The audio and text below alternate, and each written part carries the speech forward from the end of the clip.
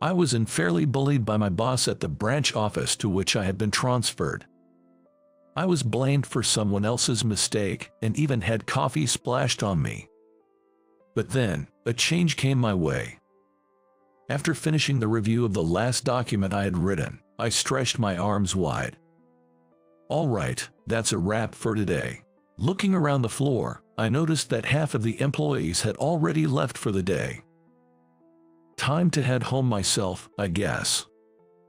I finished my cold coffee and stood up from my desk. My name is Kevin. I work at the headquarters of a well-known major corporation. By now, I guess I'm considered to have mid-level tenure. Not to boast, but I didn't attend a prestigious university, and I'm not particularly smart. Furthermore, I'm awkward and somewhat clumsy. That's why I've always been meticulous and worked harder than anyone else, paying attention to even the smallest tasks. Thanks to this, I've become the most successful among my peers. I've never really seen myself that way. I just focused on completing the work given to me, tackling each task day by day. In my personal life, I have a girlfriend with whom I'm considering marriage. My girlfriend, Emily, is like me in that she doesn't stand out much, but she's earnest and hard-working. Perhaps because we're so similar, being together has always felt right. Everything was going smoothly. I believed I could continue to live happily like this. Forever, just like that. Kevin, can I talk to you for a minute? Just as it was nearing lunchtime, I was called by my boss, Will. Yes, what is it? I'm sorry for the sudden request, but I don't remember how I got home. After talking with Will, I couldn't even recall the work I did. It was a complete shock. An order to transfer to a regional branch. Such a transfer order coming out of nowhere at this strange timing. I might not realize it, but perhaps I made some mistake. In other words, a demotion. I thought I had been working hard, but maybe I made a significant mistake somewhere. A mistake serious enough to impact a company. I didn't have the courage to verify it. I was afraid to face it and risk getting fired. No use dwelling on it, let's do our best, I told myself as I packed my things. I'm Kevin, transferred from headquarters, nice to meet you. On my first day, my new boss, Max, looked me over with a smirk, saying, so you're the guy, Kevin, huh? I involuntarily shuddered at Max's off-putting demeanor. Kevin, please use this desk over here. A young-looking female employee guided me to my desk. I slowly looked over the floor. Aside from Max, everyone else seemed like kind-hearted employees. That only made Max's unsettling presence stand out even more. I have to deal with this guy as my boss now. Just the thought made my stomach churn. Hey, Kevin. Max began calling me over for every little thing, constantly complaining and grumbling. Max started yelling about problems that were unrelated to me, leading one of the colleagues, fed up, to intervene and clarify. That's not Kevin's fault. He wasn't responsible for those documents. Then Max turned to me with a contemptuous look and remarked, "Oh, quite the ladies' man, aren't you? Already got the women defending you." It was at that moment I truly felt anger boiling within me. Don't worry about it, Kevin. Will is just envious because you're from headquarters, and a seasoned employee, confided in me. I have known that transfers from headquarters often face this kind of underhanded harassment.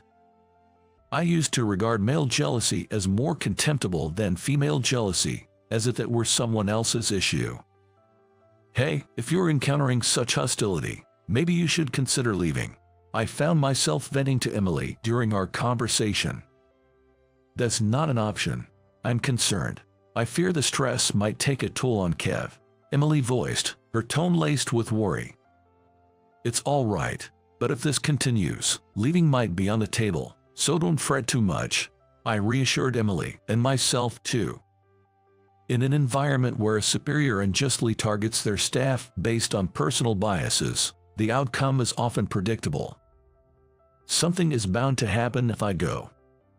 But the thought of running away here is also frustrating. It feels like losing to Max. Just thinking about how he would act if I quit makes my blood boil. If I'm going to quit, I might as well give him a piece of my mind first. I made up my mind, determined not to lose to someone like him.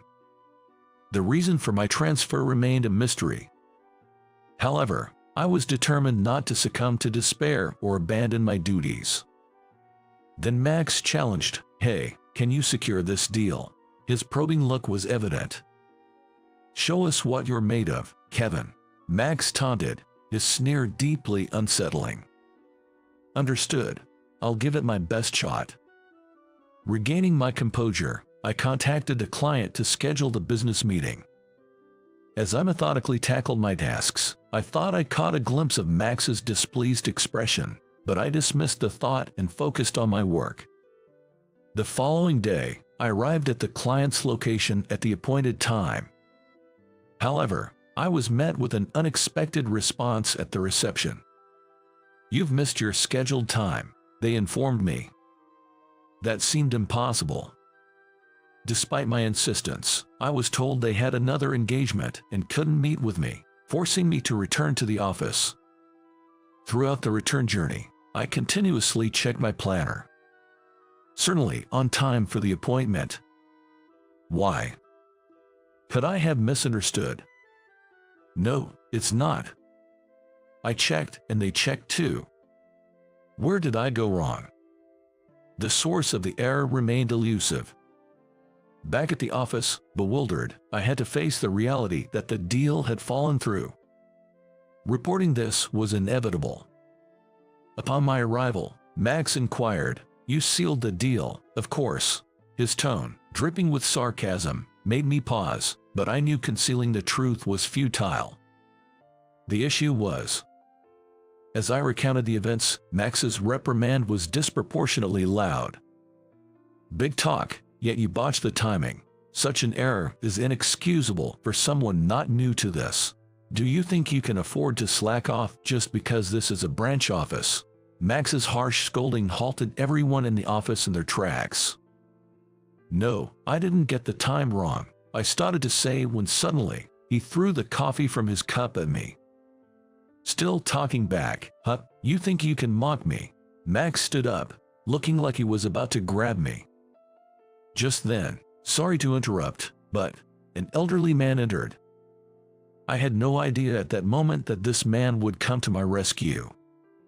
As I wiped myself off with a towel that Anna quickly brought me, I listened to the man's words.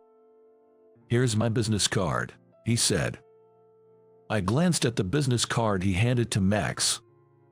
Max's attitude changed instantly. He turned pale. The man came over to me and said with a kind smile, "Nice to meet you. I'm Abel. You must be Kevin." I clasped his hand and apologized. "I'm terribly sorry for the inconvenience caused by my tardiness today. It was truly inexcusable." "Please, don't worry. The change in time was my request. I thought my staff had informed your boss, Max." As he said this, President Abel gave Max a sharp look. Max, with a barely audible voice, looked down. "Kevin, I've been aware of your work since you were at the headquarters. I always thought of you as someone who makes sure to communicate even the smallest changes, a person capable of detailed negotiations. I was looking forward to meeting you when I heard you would be handling this," he said with a warm smile. I felt a bit embarrassed. "Max, what is this about? It seems Kevin wasn't aware of the time change. Is this some sort of harassment against Kevin, who came from the headquarters to cause inconvenience to the company just to harass someone? What were you thinking?" President Abel questioned Max in a calm yet firm tone. "No, I didn't mean to. I just forgot to pass on the message." At Max's words, everyone in the room looked up. "So, you're saying you blamed me for your own communication error?" I asked, barely able to get the words out. Max, still looking down, didn't respond. While everyone was focused on Max, President Abel said, "Kevin, if it's all right with you, I would like to have a word again, lightening the tense atmosphere. Later, I was given another chance to present, and I was more pleased about getting time from President Abel than the outcome itself. Feeling lighter on my way back to the office, I received a call from President Abel himself, offering me a job. Yes, I exclaimed without thinking. Catching myself, I quickly looked around. It was a relief. A huge relief. That was all I could think of. I didn't care if my reputation suffered. I could always work hard again. But I didn't want to be the reason the company suffered due to my mistakes. It was truly a relief. I need to get back to the office quickly and report this. Trying to contain my excitement, I hurried back to the company. The deal is closed, I announced. Applause broke out. Congratulations. That's great. I was greeted with congratulatory messages from everyone. Then, I realized Max wasn't at his desk. Where's Max? Everyone exchanged glances. He's been demoted, transferred to a remote location, someone informed me. I was surprised. When you anger President Abel, this is the inevitable outcome. Everyone was talking, chuckling wryly. Anna was appointed as Max's successor. Quiet and unassuming, she always had a knack for supporting everyone subtly. I later found out that she couldn't get promoted due to Max's presence. Max's demotion was heavily influenced by President Abel's decision. Realizing the magnitude of President Abel's influence, I shuddered at the thought of what could have happened if I had been wrongly accused of missing the appointment. Being favored by someone as influential as President Abel means you're really exceptional, Kevin, Anna said with a gentle smile. Feeling somewhat embarrassed, I just smiled and shrugged it off. After a day full of events, I collapsed onto my bed, and before I knew it, it was morning. Last night sure was eventful. Sipping my coffee, I found myself muttering involuntarily. As I arrived at the office, I immediately noticed the distinctly calm atmosphere, a stark contrast to what had been before. When the leadership changes, the atmosphere changes too. Lost in these thoughts, I received a phone call. It was Will, my supervisor, from the time I was at the headquarters. "How about coming back here soon?" he asked. It was during a lunch break when I called him back that I first learned the truth. It turned out I wasn't demoted. Instead, I was transferred to gain experience in regional operations, deemed necessary for my future at the company. "You are considered a promising talent for the future," Will said. I thought I had been demoted for messing something up. Feeling deflated and speaking in a drained voice, I heard Will apologize. Sorry, I couldn't really go into details. My bad." I didn't miss the laughter in his voice as he said that. "When can you return?" he asked. I hesitated for a moment. "Can I have some time, please?" I asked. It wasn't a demotion. That was a huge relief for me. Sure, I had the desire to return to the headquarters. If I went back now, I'd probably get a promotion. But for some reason, I couldn't genuinely feel happy about it.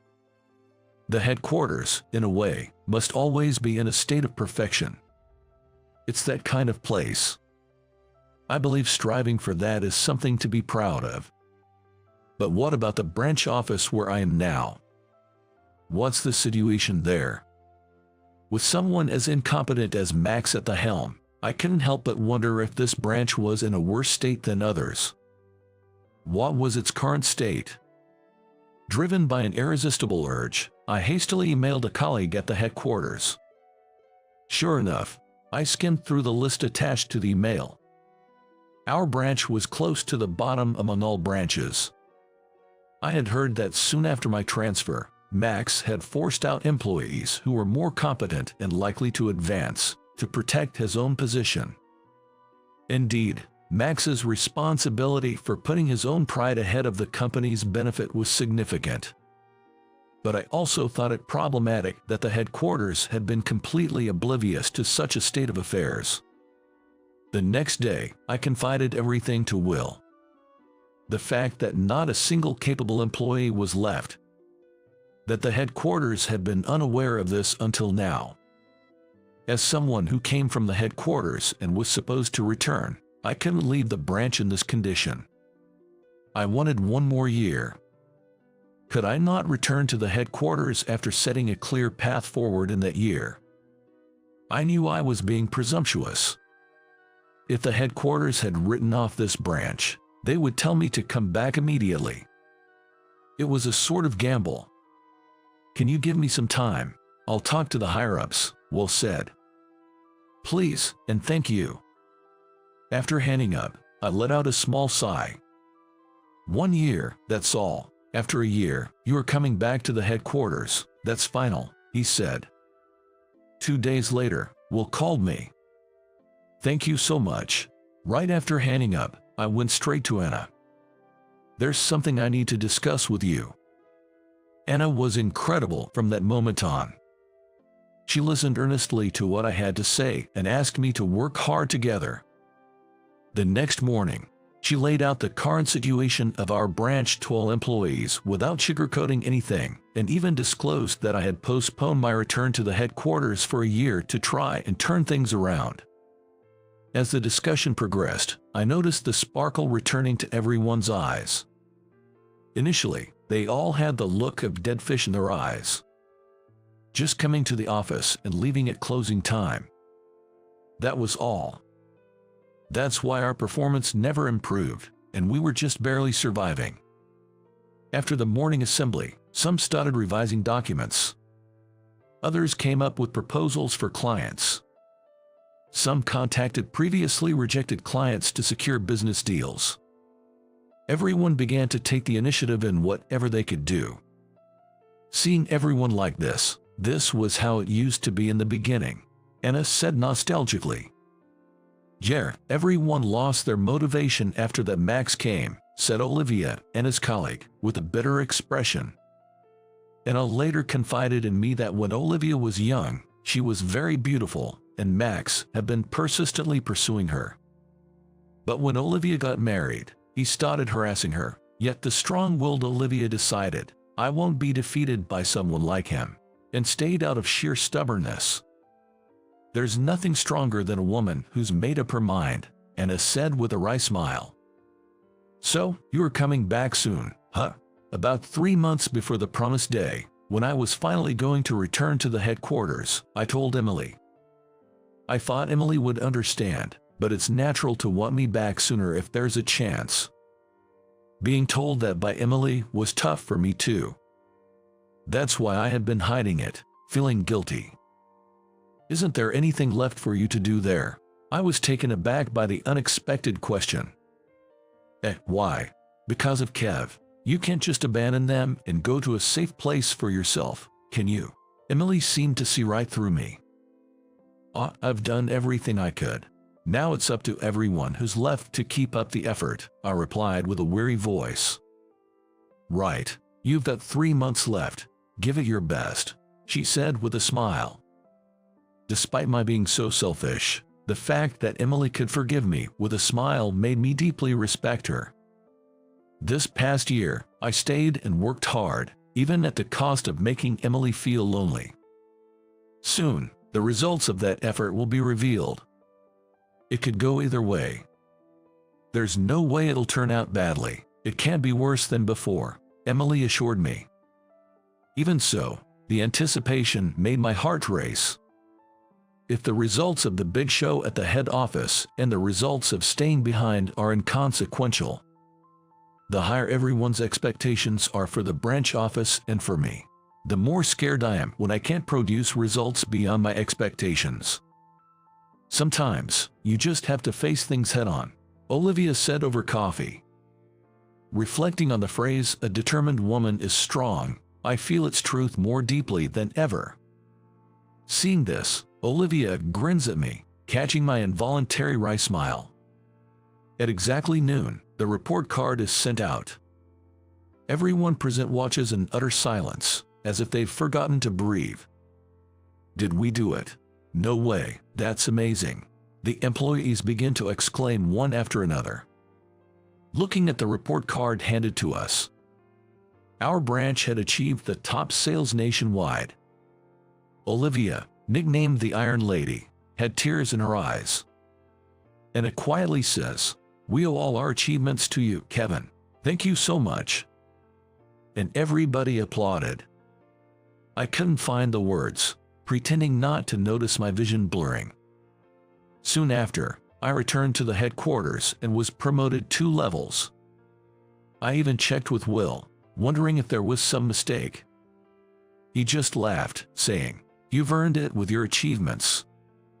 Every time I met with the higher-ups, they would invariably say, "You've done well," but envy started to show among my peers. It's inevitable when you get promoted. I was comforted by many, but it took quite some time to get used to it. If you work hard, there will always be someone watching over you. You must never give up, my wife Emily says happily. I truly believe that.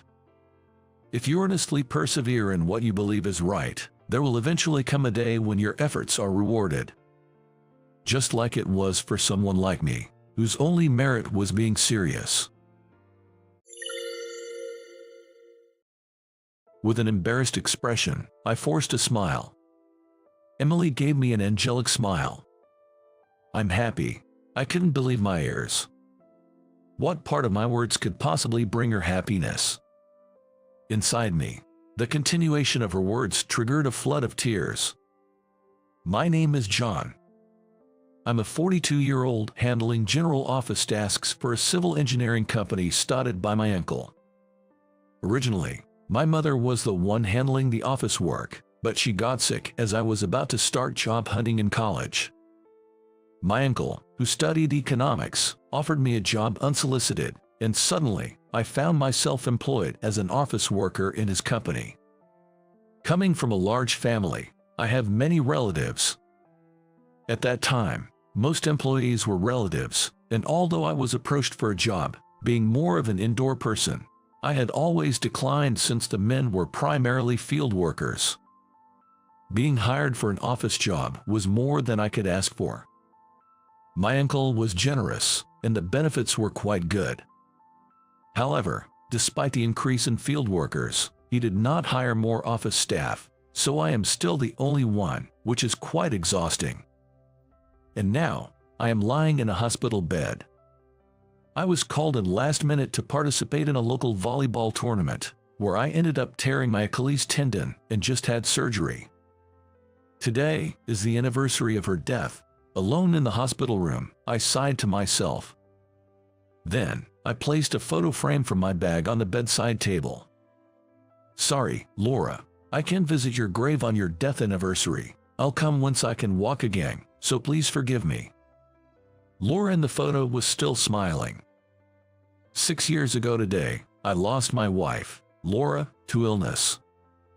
Laura, who had chronic respiratory issues since childhood, and I met in college.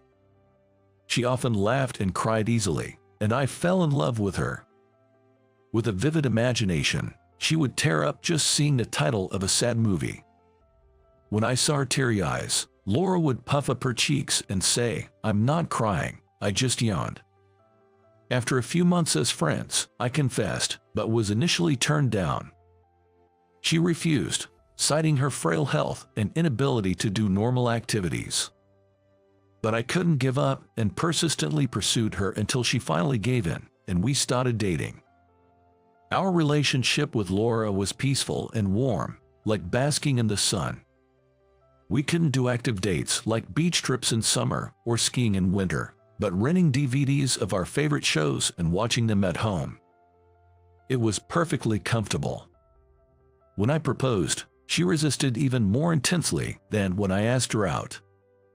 Especially the fact that she couldn't have children was a reason for her repeated refusals. But for me, it was all about wanting to be Laura's husband. It wasn't that I wanted to be a father to a child with Laura. I just wanted to be with her forever, so I wanted to marry her.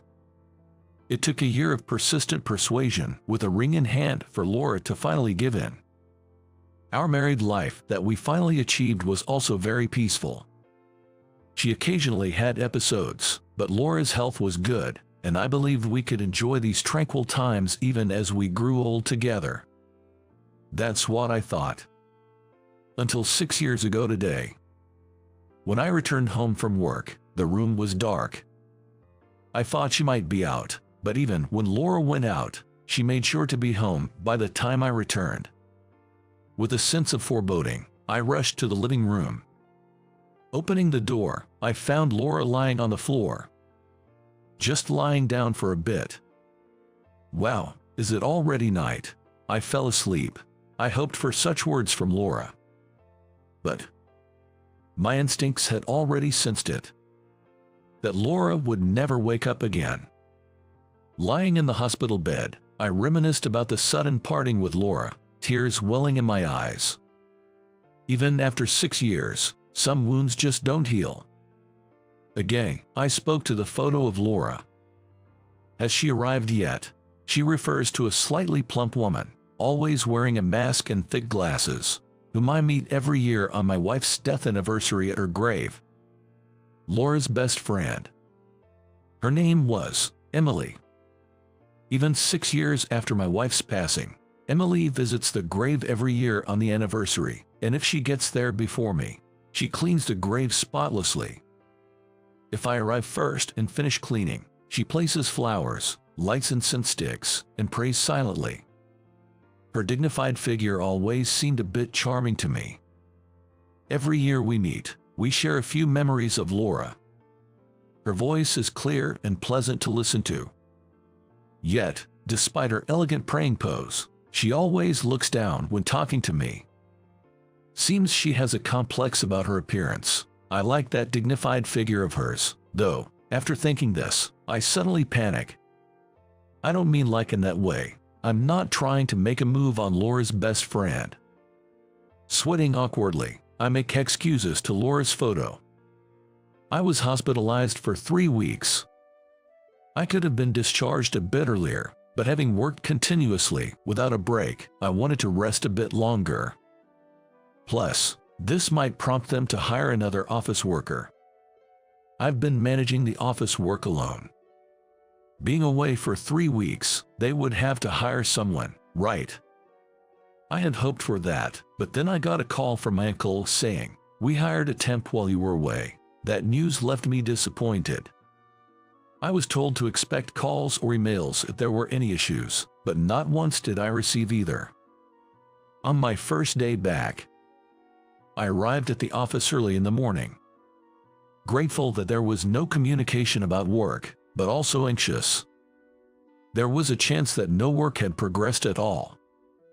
I turned on the computer and checked the accounting software and other things. I was surprised. Despite not having handed over my work, everything was perfect. Even the parts I had loosely organized were sorted out. All the receipts, invoices, and quotes during my absence were filed separately, ensuring no mistakes. As I was impressed with the temp's work, the door opened behind me. The field workers were all gathering at the site today, so the person who opened the door had to be the temp. I turned around quickly to see who it was. There stood a slender, clean-looking beautiful woman with her hair tied back. As soon as I said, "Nice to meet you, I'm John, in charge of the office here. You're the temp, right? Well, I'm surprised. I was worried since I hadn't heard anything, but you've progressed the work so much." She seemed a bit shocked and only said "excuse me" before rushing off to the restroom. Did I bother her by blurting out everything as soon as she arrived? I stared blankly at the restroom door for a while, but then thought it's rude to stare at a ladies' restroom, so I refocused on the work. A few minutes later, the woman came out, dabbing her eyes with a handkerchief, and said, "I couldn't meet you because you were hospitalized." Confused, I waited for her to continue. "My name is Emily, you know, Laura's friend." Hearing this, my eyes widened in shock. "What? The person who visits Laura's grave every year?" My voice unintentionally got louder. Emily slightly looked down and nodded. "Wow, what a coincidence. I didn't notice at all. Have you lost weight? I blurted out, surprised, as she had appeared a bit plump when we met at the grave. Seeing her remain silent, I realized I had said something quite insensitive. No, sorry. It's not right to comment on a woman's body shape, but hey, you're quite beautiful without the mask, aren't you? Trying to backtrack, I ended up saying something even more insensitive. It was only after the words left my mouth that I realized my mistake. As I fell silent, unable to utter another word, Emily murmured in a thin, clear voice, "It's just the makeup. It's all thanks to the makeup." Her makeup looked natural, not like it was solely responsible for her beauty, but I didn't press further. Sorry, about Laura's grave, this year too. Changing the subject, Emily dabbed her eyes with a handkerchief again. Yes, I was surprised we didn't meet this year. Achilles tendon rupture must have been tough, she said, removing the handkerchief from her eyes. I was taken aback when I looked at her closely. She had a beauty spot in the same place as Laura. Tearful eyes and a mole that seemed to accentuate sadness. I inadvertently overlapped Emily with Lord in my mind. Don't worry, I'll help out until you can walk again. Just let me know if you need anything, Emily said with a smile, and I suppressed my budding feelings of guilt and affection. Emily was extremely competent. She completed complex qualification applications and renewals with minimal guidance, even creating a list for the next updates. She arranged travel and accommodation for business trips quickly and efficiently. She was so good that I wished she could be hired permanently, not just as a temp. The high school memories she shared about Emily and Laura were also delightful. Emily was introverted and didn't have many friends, often reading alone in the classroom during breaks. Laura, on the other hand, had a weak constitution and also spent her breaks reading in the classroom. After being in the same class for a while, Laura started talking to Emily. Emily was initially shocked when Laura, naturally bright and popular, spoke to her, a somewhat gloomy girl. But as they talked, they found they shared interests in books and movies, gradually becoming close friends who would meet regularly even after attending different universities. Emily talked about Laura with a smile, calling her an irreplaceable and precious friend who saved her from loneliness. One morning, when I arrived at the office, Emily was cleaning. It seemed like the day for cleaning, and she was wearing white gloves, her expression more serious than usual as she worked. I found myself admiring her profile. Watching her, I noticed Emily seemed to have finished cleaning and was confirming it with a small okay gesture with her index finger. Ah, that gesture, it reminded me of Laura. Emily then swung her finger firmly to one spot. Emily finally stopped her finger with a decisive motion and then loudly exclaimed, "All right." She then placed her index finger to her lips, smiling contentedly. This was a gesture Laura used to make too after finishing chores like cleaning or doing the dishes. The gesture of placing her index finger to her lips, followed by that satisfied smile, was so adorable. It was one of my favorite things about her. I was so entranced, I couldn't help but mutter, "They're so alike." Emily turned to me, surprised. "What's wrong?" she asked. Flustered, I struggled to explain. "No, I mean, Laura used to do the same thing." As I fumbled for words, Emily realized and exclaimed, "Oh, we used to synchronize that gesture in high school. After cleaning, we'd do that, look at each other, and it kind of became a habit." Did Laura continue doing it? As I nodded, Emily's face lit up with a refreshing smile. "Wow, Laura remembered it too. That's so nice to hear." "This is unfair." Emily, far from having a complex about her looks, was beautiful, with a cute smile. On top of that, she was competent at work and could bring Laura's memories to life in our conversations. As I spent days alone with her in the office, I gradually began to develop feelings for her. With a recent gesture, my feelings for Emily swayed greatly. But at the same time, I thought, It's disrespectful to Emily to see her as a replacement for Laura. Emily is Emily, not a substitute for Laura. The way she moved her index finger, her mole under the eye. I was just seeing Laura and Emily. Was I attracted to Emily? Or was it the glimpses of Laura in her that I longed for? Even pondering this felt disrespectful to Emily, and I couldn't let her find out about my possible feelings. In our office, just the two of us, such thoughts seemed inappropriate. To avoid such musings, I focused on my work. Days passed with me awkwardly navigating this one-sided turmoil. When one of our construction sites completed, a celebration party was organized. Emily and I found a casual bar for the occasion and planned to return to the office afterward. However, my uncle invited us both. "Come on, join us. Emily's coming too, right?" We were inevitably pulled into the party. About half of the employees on site were family members, so it was natural that the conversation turned to my remarriage. "Why don't you remarry, John? It's pathetic," was a typical comment. Why do relatives worry so much about their nephews' and nieces' marriages? During family gatherings, the conversation always turned to who was still unmarried or childless. Being the only single person in my family, I was an easy target. The best approach in these situations is to just let it go in one ear and out the other. That's what I've learned, and that's exactly what I did, letting my uncles and other relatives' jabs slide off me. Maybe my nonchalance frustrated him, as my uncle started to grumble. "Seriously, it's because you married a wife with a weak body. That's why you don't have kids, right? You should have married and had kids earlier." Just as I was about to retort, unable to let such a comment slide, a loud thump on the table echoed. The previously bustling banquet hall fell silent, everyone's attention drawn to the source of the sound. It was right beside me. There was Emily, hands pressed on the table, trembling. With her head down, Emily spoke. It's not like she chose to be frail. Her voice quivered with anger. Emily raised her head. Tears were brimming in her eyes. "You don't know anything about Laura. You don't know how much I loved her. Not being able to have children, that was the thing. The thing Laura was most concerned about.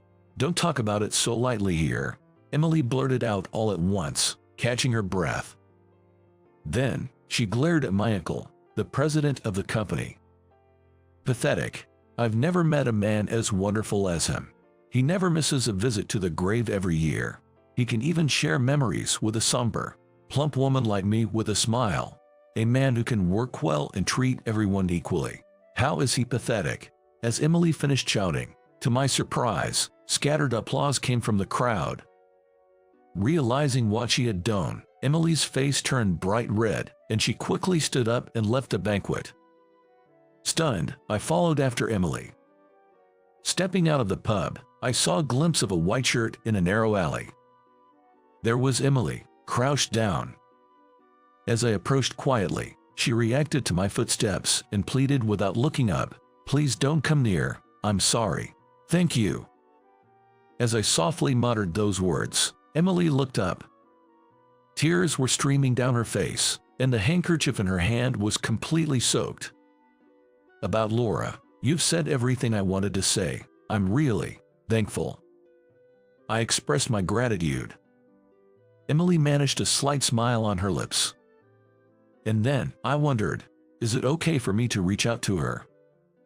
And, thank you for standing up for me too," I said timidly. Emily smiled gently. "Laura told me, if I go first, please look after John. I'm glad I could keep that promise," she said. As she spoke, her face, still tear-streaked, lit up with a broad smile. Her gesture mirrored Laura's smile in the album. "This is hopeless," I thought, sighing and squatting down next to Emily. "I'm not that great, you know. Far from being honorable, I might be the worst," I muttered. When I murmured that, Emily turned to look at me. Her face, filled with a puzzled expression, was adorable. "I've realized that I've come to like you, Emily. I confessed, probably wearing a pitiful smile. Emily's face flushed, her eyes widened in surprise. Was she slightly pleased, or was it just my wishful thinking? But there I was, about to say something terrible. I'm seeing Laura's shadow in you. The pointed finger check, your mole under the eye, and even that smile just now. Tears started to well up in my eyes. How cruel I was to say such things. I'm the worst, right? I said, trying to smile through my shame. To such a despicable man, Emily offered an angelic smile. I'm happy, she said. I couldn't believe my ears. How could she find anything to be happy about in what I just said? In me, you found a trace of Laura that makes me happy, she continued. I was overwhelmed with tears. Where else would one find such an angel? Emily's clear voice floated down to me as I sobbed. I've always liked you, John, she admitted. Shocked, I looked up to see her flustered. No, not like that. Not when you were married to Laura. I realized it later, probably first at Laura's funeral, she clarified. I remembered that funeral. I must have looked like the epitome of a pathetic man. I saw you crying so openly and thought, he truly loved Laura. I was envious of her, being loved so much, she said. That someone saw my weeping in such a light. I bowed my head again, wiping away the tears. I thought that was it, that we wouldn't meet again. I was so surprised the first time we unexpectedly met at the grave. As I spoke, Emily listened with a gentle voice enveloping me. Each year, just once. Meeting at the grave, my feelings would surge every time. But I had always kept a lid on those feelings, telling myself it wasn't right to fall for my best friend's husband. I wasn't pretty, and I was overweight. You were always kind to me. Even if we only talked once a year, I thought I shouldn't fall for you, she confessed. I shook my head. Sure, you were a bit chubbier then.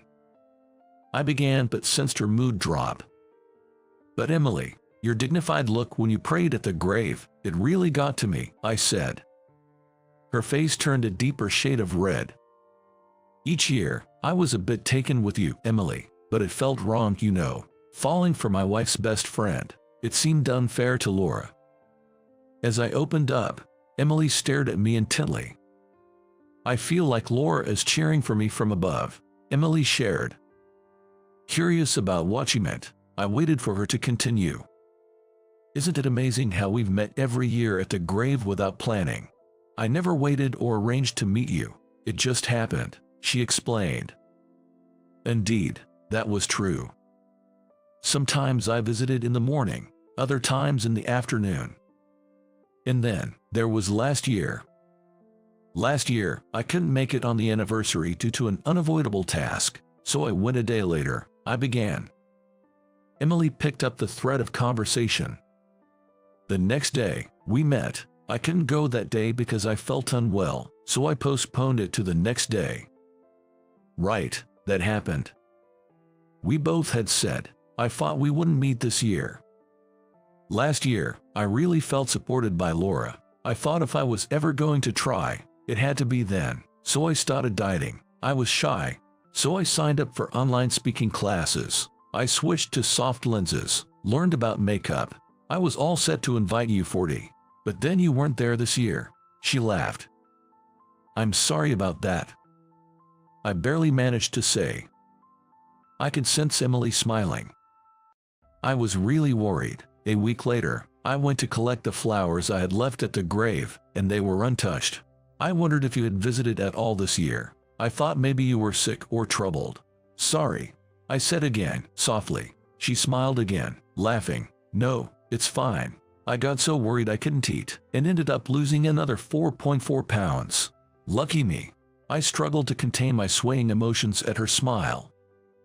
I used to help with the accounting in our family business, but it closed down.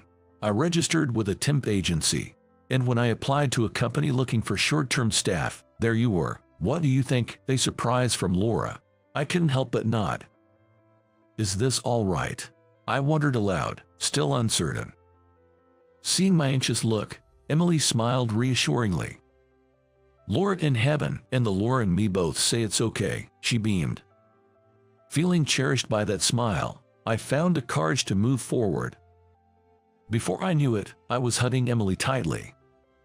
The next day, my uncle, who usually goes straight to the construction sites, unexpectedly dropped by the office.